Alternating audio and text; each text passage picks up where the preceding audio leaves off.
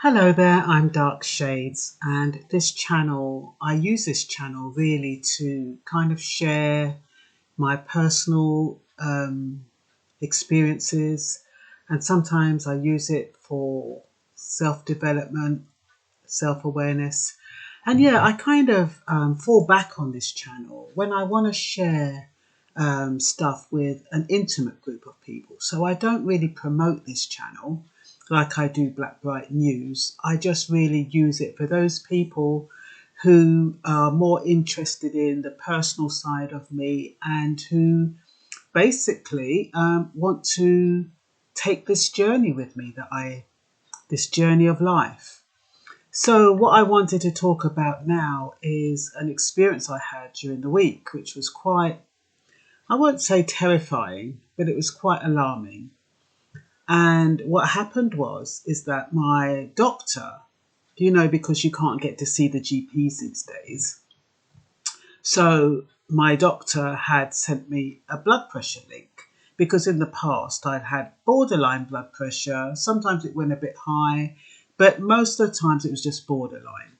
So I think as a routine check, he sent me this link for me to test my blood pressure. And I saw it and I'm like, I'm not really going to do that. But anyway, that was last Friday. So on Monday morning, Monday just gone, I decided, well, let me just do the blood pressure. Let's not be rebellious, man. Now let's just do the blood pressure. So I took the blood pressure and it was, I think it was 211 over 113. And I'm like, whoa, that's not right. Because immediately, once you realize there's something wrong, your subconscious or whatever it is, your mind helps you to realize all the things that are not normal in your body. And that's what was happening. I was realizing that I was a bit lightheaded. I was a bit, not say wishy-washy, but I was like I was kind of floating. But because I didn't think there was anything wrong with me, I just thought, I don't know, natural high, maybe it's the herbs that I'm taking because, I have this, the Inspirational herb tea kitchen. So I thought maybe, the herbs that I'm taking. And I was drinking lemon verbena, which helps you relax, because I did feel my heart really racing. So I was looking for herbs that actually reduce my heart rate. So anyway, I thought, oh my God, I better write down. I took it quite a few of them and it was really fluctuating. There was no consistency at all. So I called, I did an email to the GP because when I'm on the phone, I'm waiting like 2 hours to speak to somebody. And to me, I just didn't have the time. So, but I did tell my line manager and I said, look, my blood pressure is this. And she said to me, well, stop work, wait until you've spoken to your GP and don't worry about work. So I thought, okay. So I just switched off my computer. I went upstairs and I laid in bed all day on Monday. So Tuesday evening, I took my blood pressure. I was thinking, well, because I'd been lying down all day, it would go down. But it wasn't down. It was still going in, I think between 188. It fluctuated between 188 over 113 and 202 this time. So it went down a little bit. Yeah, it just went down a little bit. And so I thought, let me try in the morning. Tried in the morning and it had gone over 200. I said, no, I can't. I just cannot let this pass. So I called and I waited the 2 hours to get through and I told them my BP readings and they said they'll get a GP to call me. So the GP called me and he said to me, I'm going to up your dose. So he asked me what I was on and blah, blah, blah. So he said he's going to up my dose. So he'll get it goes straight through to the pharmacy. So I thought, okay then, if he's going to up my dose, I might as well double it myself, because by the time the pharmacy gets through to me, it's going to be quite a while. So I took 16, instead of 8 candesartan, I took 16 megs. And I thought, okay, at least that will help my body tolerate it a bit better. So went through the day, and then in the evening, of course, I've got to do this questionnaire, because it's morning and evening you have to put your blood pressure rate in.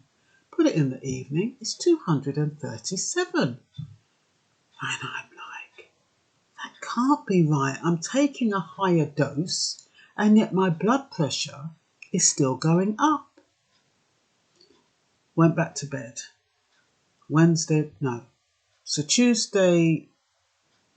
Tuesday evening, it started going down. Yeah, Tuesday evening it started going down, so I felt okay. I had an appointment at 9, so I kept that appointment, and then I decided to take my blood pressure again. Did I? No. I think I was just more or less lying down and just really having a lazy day. Not really going on my phone, not going on my computer, not doing anything really, just having a relaxing day. So I got through Wednesday evening, and no, what happened was my doctor called me on Tuesday evening. On Tuesday about 5 o'clock. No, he called me about 3 o'clock. That's when he said he's going to up my dose. And then he called me again about 5 o'clock, and he said, I'm not happy with those readings. I think you should go into the A&E on the safe side. So Tuesday evening, I got the bus. I told my partner that I had to go to hospital, and I told my daughters, and they said, just keep me posted. So I took the bus. I'm feeling a bit woozy, but my bus stop is literally like 2 minutes away, so it's not far. So I took the hospital is literally about 6 minutes, and it's really difficult to park. So it was expedient for me to just jump on the bus. So I took the bus. I got to the hospital, got to the A&E, and I said to the person what my GP had said. They said, go and sit down. So I don't want to miss out things, but basically I sat down and I got there at 10:30. No, this was Tuesday, because there's another follow-up visit, so I don't want to get the two of them confused. So Tuesday I got there at 5 o'clock, and I was there until about 10 o'clock before anybody called me in. When they called me in, they took my blood pressure and they said, it is high, but I'm going to speak to the consultant and I'll get back to you. So he went off and spoke to the consultant. The consultant said, as long as it's not over 100, it went down to 188 over about 110. And apparently whoever he spoke to said, unless it goes above 200, they're not really concerned. I can go home and I can monitor it on the questionnaire. It's like a BP diary. You tell them your blood pressure in the morning and your blood pressure in the afternoon. So I thought, okay, I'll do that. So I went home. Luckily, I could still get a bus home. So I got home, told my partner, my daughters I was home. So that was fine. Wednesday was a normal day. Took my blood pressure, still a bit high, but I was able to pick up my prescription, which was less than what I'd been taking, because I'd been taking a double dose, which was 16 megs, and what the doctor prescribed me was 12 megs. So I decided to take the 12 megs, 8 meg in the morning, 4 meg in the afternoon. So taking my blood pressure. No, so it seemed to be, I don't think it was too bad. It was still high. It was still like wavering between 171 and 180. But I thought at least it was better than the earlier reading that was done at the hospital. Anyway, the Thursday evening now, Thursday morning, it was high, like in the 200s. And then Thursday evening, it was, no, I'm getting my dates confused. I'm trying to do it so I don't have to look at my notes, but I think I'm going to have to look at my notes. First thing I need to have to say is that the GP had sent me a generic list containing a questionnaire to do a 7-day BP reading. So that's how I found out about my blood pressure. And then like on Monday morning, which was Monday much just gone, I decided to take the reading and they were extremely erratic. They were just up and down. So that's when I called work, when it was 211 over 113, and they told me not to work, just relax, wait till I've heard from the doctor. When I got to the end of the questionnaire, it said anything over 175 and 115 was considered a medically dangerous condition. Okay, so that's what sent my warnings, because at the end, that's what it said. So then I sent the email to my GP surgery with the readings. Tuesday morning, I took my readings. Despite increased medication, it was 202 over 113. I got worried, so I called the surgery. I was 26 in line in the queue on the phone, and it took me nearly 2 hours to get through. I told them about my blood pressure. Early afternoon, my GP called me and upped my dosage. The pharmacy hadn't texted me, so I doubled my dosage to 18 meg until they called. My GP called me back in the afternoon, about 5 p.m. He was not happy with the readings and instructed me to report to A&E. I told my fellow and my daughters. They said to keep them posted. I'm just going over this. I know I said it before, but at least I won't miss out anything. I felt lightheaded, so I didn't drive. I took the bus to the A&E. I was relieved. I was self-sufficient and feeling grateful that the GP had sent me the questionnaire, because if he hadn't sent me the questionnaire, I would have been going on as normal and I could have just dropped dead at some point. Because they say blood pressure is a silent killer. Okay, and I wouldn't have known that my BP was high. There was no signs. Normally when I have high blood pressure, the borderline one, if I've had maybe a glass of wine or something, I can feel a headache. So I know that my blood pressure has gone high. This, I did not feel anything. I have these times when I feel a pain across my chest and in my back, and I think to myself, oh, I might be going to have a stroke, and I'll take an aspirin. And then I'll go and lie down, put my arms across here, open my front door, just in case my daughter wants to come round, and I'm good to go till the morning. But it wasn't that kind. I didn't feel anything like that. It was just literally, I was just feeling lightheaded, like woozy, like I was on a high. Okay, I was sitting there thinking that if 175 over 115 is a medical emergency, why wasn't I being seen? Because that's how you feel when you're in the hospital and you've been told that, you've got a dangerous condition. You kind of think, why aren't they pulling me in straight away? But they didn't. There was another guy who'd been referred by 111. He was saying the same thing. 111 referred me. If I have to wait in line, what's the point? So we were all sitting there and realised that our emergency wasn't their urgency, or our urgency wasn't their emergency. Okay, so the A&E was full of patients because, the surgeries, they're just not seeing people. So it looks like the majority of people go to the A&E if they've got a concern, whereas if the GP were taking back patients, it would offload the A&E. But they're not doing that. And then what the A&E does, once a person tells them, they go to the urgent GP and they offload the majority of them that way. So I sat and I spoke to a woman who had been bitten by her dog. There was a drunk man there whose face was so blooded. It was awful and it was kind of dark. You think he was Eastern European. Well, he was Eastern European. But like your face is so bruised, it's blue. And then all these cuts. And I thought, I just sat next to him and I thought, you know what? I don't feel comfortable. I don't know why. I guess I thought because he's drunk, he might lash out, when they gesticulate. So I decided to move somewhere else. And he was accompanied by 2 police officers anyway. So I'm not quite sure whether the police officers have to make sure they're getting checked out before they were taking. But they were talking to him in a very civil manner. They were very polite.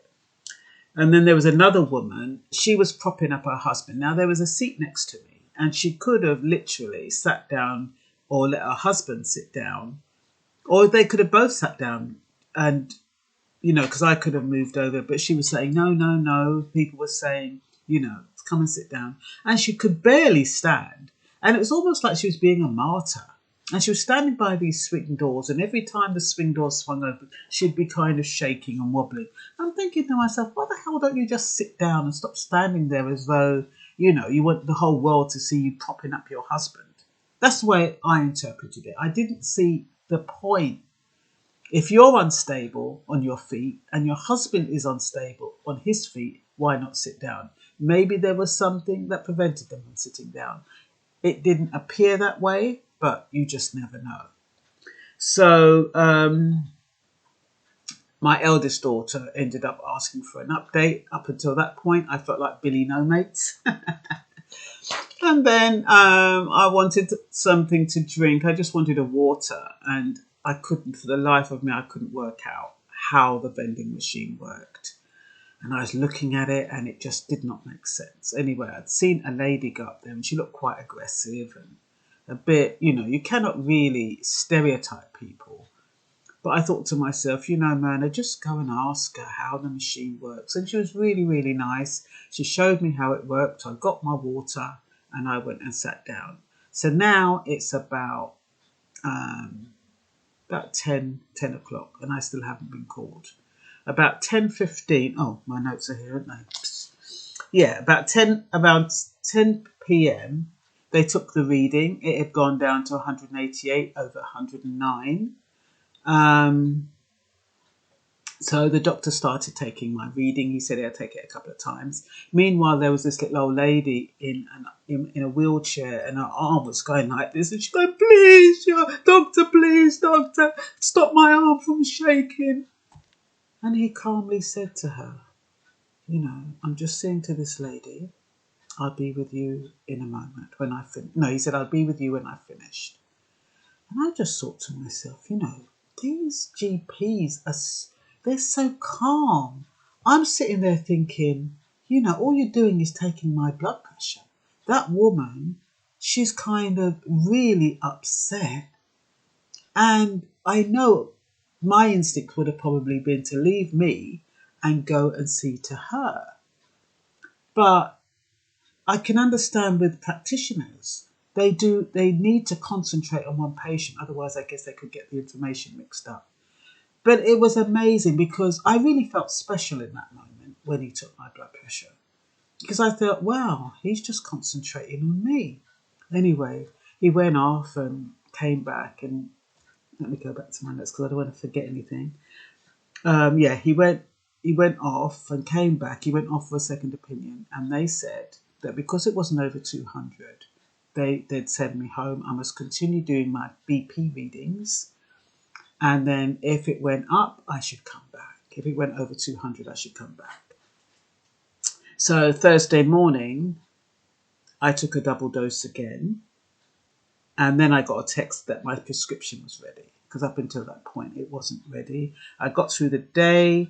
My blood pressure was fluctuating. I hadn't taken no salt. I hadn't taken anything that could make my blood pressure fluctuate. So I just water.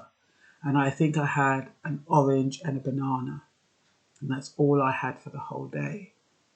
And I thought, there's nothing in there that I can say would exacerbate the blood pressure.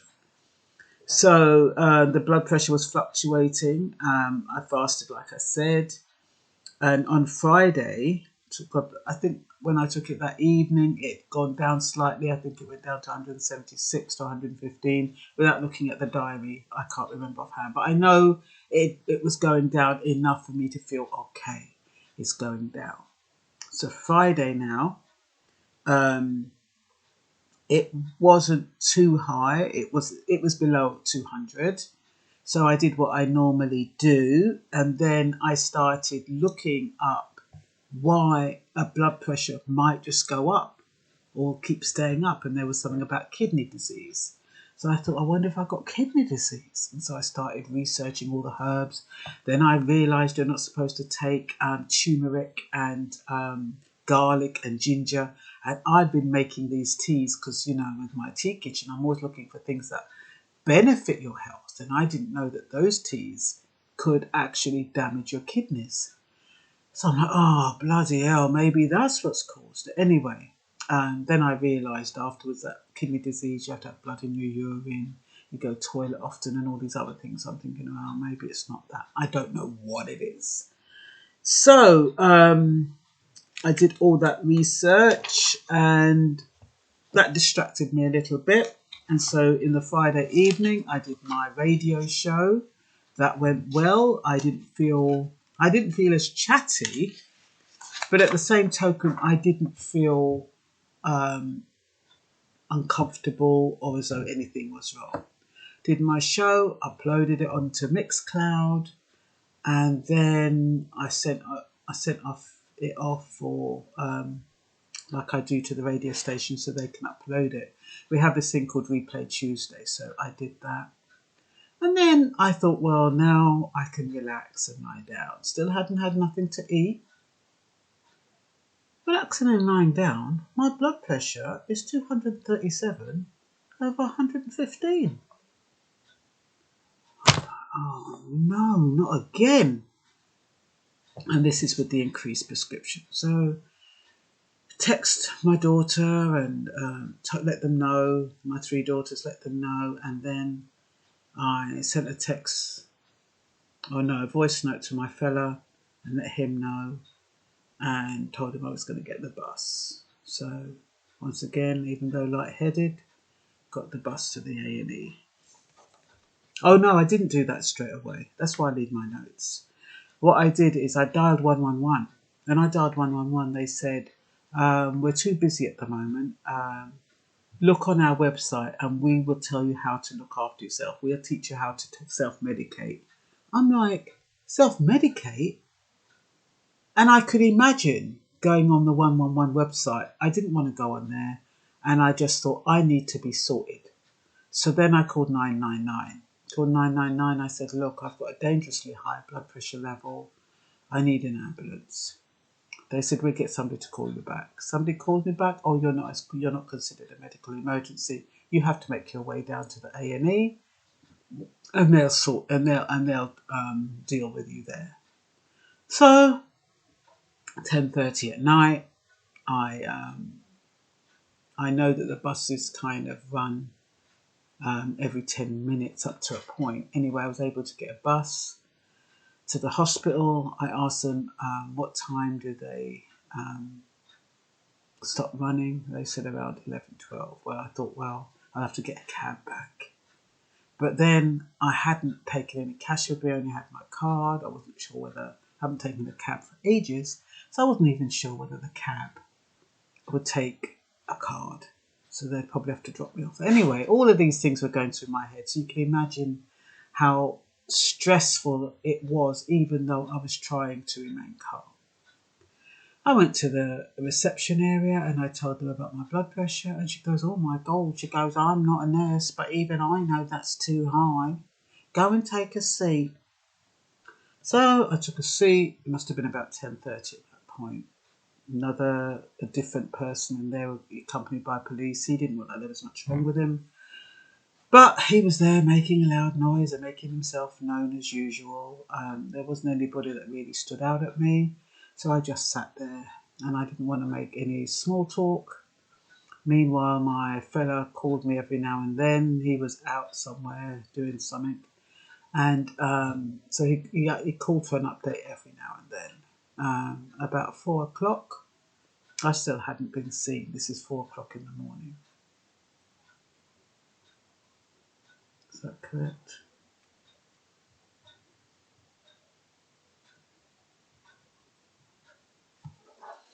No, it was 2 o'clock when they called me. So 2 o'clock they called me and they took my blood pressure and it was 188 over something. So it'd gone down because I guess I'd been sitting there quietly for the last 4 hours. So about 4 o'clock, they called me. Oh, at that time they called and they took they took a cardiograph or whatever that called, an ECG. And so, and then they told me to go back in the waiting room. So for about 4 o'clock, they called me and they said to me, well, your blood pressure is 188. We're not going to keep you in. You can go home and continue to do your diary. And in 7 days' time, you can call your GP and make an appointment to see him. And I said, but my blood pressure was over 200 this morning. Yes, but it's not over 200 now. It's only 188, so you have to go home. I said to them, I said, it sounds like you're being more reactive than proactive. Are you saying that, I have to drop dead before you take any action? No, but we have a policy. It has to be over 200. So I said, well, in that case, if you're going to send me home, can you please take my blood pressure again? So she took my blood pressure and it had gone up to 200 and something, over 113, I think. So she did it 3 times and it was still over 200. So she said, oh, well, I think I'd better go and speak to my medical team. Wait here. So I waited for about 25 minutes and she came back and she goes, oh, my medical team has said that they need to see you. So in my head, I'm thinking, supposing I hadn't told her to take my blood pressure, I would have probably gone home. Who knows what could have happened? But this is what their job is now. Their job is to see you, try to get you off the premises as quickly as possible. Try to get you to self-medicate. And it's a shame. It's really a shame. And I thought to myself, I think I was on such a kind of a natural high or something that I couldn't even be asked to raise my voice, be angry, or show any forms of disappointment. I was just as calm as a cucumber. So I was relieved that I was going to see the medical team. That was 4 o'clock. I called my fellow and I said, look, I've got to stay here and see the medical team. So he said, what's the address? Because he lives about 2 hours away. That's driving, 2 hours driving. So he said, what's your address? So I told him. No, what's the address of the hospital? So I told him. And I was going to say, look, don't come all this way this time of night, wait until the morning and I let you know, they might send me home. All of those thoughts were going through my head. But because he was quite assertive, I just said, okay, just give him the address. So about 4 o'clock, I was sitting there and 6 o'clock, I still hadn't been seen. About 6:15, my fella came and also I looked at my phone because I was trying to conserve my battery. So I wasn't using my phone very often. And I saw a message from my eldest daughter and she was saying, she wasn't sure whether I was sleeping and if I was at home and stuff. And I just texted her quickly to say, look, I'm still in the hospital. I haven't been sent home yet. I haven't slept, but I'll keep you posted. So she was quite surprised I was still at the hospital. And then I used to work in a hospital, so I said they're probably waiting until the changeover of staff at 7 o'clock. So all of us were there wasn't that many, maybe about 7 people there that time. But at least I had some company. And about 7:30, they called me. And they said to me, have you had a heart attack? Have you ever had a heart attack? I said, no, I haven't. They said, yes, you have. You've had a heart attack. If you'd had it within the last 14 days, we would have been able to tell you when it was. But because this ECG only monitors it up to the last 14 days, we can't tell you when you actually had it. And so, but you've definitely had a heart attack, they said. And I'm like, bloody hell, how can you have a heart attack and not know about it? So that was a bit unnerving. And then I started thinking about, when I had that chest pain and the back pain and, when I took the aspirin, maybe that kind of warded it off. But I still had one. Anyway, they said that we're going to give you another ECG. We're going to have to up your medication. We're going to have to give you this and give you cholesterol and all this kind of stuff. And we're going to have to do a blood test. So they did all of that, came back and said we're going to have to give you an injection in your tummy. And they confirmed about the up in the prescription. Then I had to see a cardiologist, and he was telling me about, my arteries might be blocked. They're going to have to do an angioplasty or something, which is a tube that goes through your groin or through your hand, and it kind of does all kind of stuff. I don't know what it does. But anyway, I thought to myself, oh my God, it sounds absolutely horrendous. But it's supposed to check to see if your arteries are blocked. And they said if they are blocked, we might have to give you a stent. And I'm like, oh. So he said to me, just before I went into the bed where I said to them, before I got that diagnosis, I said, look, I've been here since 10 o'clock. I haven't slept for the whole night. What do you do in situations like that? No, I didn't say at 10 o'clock at that point. I said, look, I haven't slept. What do you do in situations where people come into the A&E and they don't get the opportunity to sleep? And, it's like 10 o'clock now. By that time, it was 10. And I haven't slept. They said, oh, my goodness, how long have you been here? So I said, since 10 o'clock last night. They said, well, we're going to set you up a room and we're going to allow you to lie down. So they gave me a room to lie down. And they said, you might have to stay over. So then I'm kind of thinking, oh, my God, my fella's just come all the way up here and I might have to stay over. And they're saying you can't come into the ward with me. And I'm like, oh. Anyway, now I'm back to where the cardiologist comes in and he says, we have to give you this angioplasty, check whether or not your arteries are filled, are blocked, and all that kind of stuff. Just make sure that I haven't forgot. I think I've told you all the main things. Oh, another thing just before I was called in the last time, I'd wanted to get something hot. I couldn't have coffee because it had caffeine. Tea had caffeine, so I thought, let me have some soup, some hot soup. Put £1.60 in the machine. What comes out? Hot water. So I go to the reception. I said, look, I've just put £1.60 in the machine for soup and hot water's come out. Oh, those machines have got nothing to do with us. We don't have, no, I can't help you. So I had some blood pressure tea bags in my bag. So I just put one of those in the hot tea. And I thought I had to say, well, there goes my £1.60. So, I was called by the medical team at 7:50. I was thinking about my partner who had just driven over 2 hours to keep me company, and they were telling me he couldn't come to the ward and stay with me. Doctor told me I'd had a heart attack in the past. I didn't know I'd had one.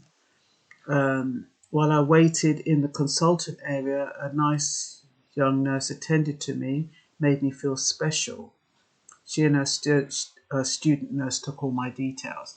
And then there was a lady, kind of a big burly black lady, and she was giving out the teas. And I went over to her. I said, are these teas just for staff or could I have one? And she said, me don't know you can't have none because me don't know what the doctor got give you and certain things you can't have. And so me can't get a tea. Anyway, she went into one. But the nurse overheard her and she said, what was that lady asking you? She said, she want tea and me can't get her tea because we don't know what she have on. And the doctor said, yes, the nurse said she can have some tea. Well, me not a cup. Me not a paper cup. Anyway, she was going into one. In the end, she gave me a cup of tea and that kind of made me feel a bit better. And then, I'm back to when the nurse interviewed and said it was okay for me to have something. Then I was seen by the consultant cardiologist and a doctor who explained everything. They considerably upped my BP dosage. They gave me an injection in my stomach and said I would come back as an outpatient for an angiopathy to see if I had any blocked arteries, and they would decide what the procedure would be henceforth. And peeps, that's what I've been through over the last 4 days. And you wouldn't know, because half the time, you're kind of doing things. I mean, I even did a video on, when did I do that video? I think I did a video on Wednesday. And you would have thought that when I was doing that video, can't even remember what it was about now, that I looked normal, I was as right as rain. Meanwhile, goodness knows what was going on with me. So it makes it interesting because you hear people say, I spoke to her yesterday. She was as right as rain. Didn't see anything wrong with her. How could she be dead today? This is how. This is how you can be okay 1 minute, dead the next. Anyway, I'm not going to push myself today. And that's all for now. Bye-bye.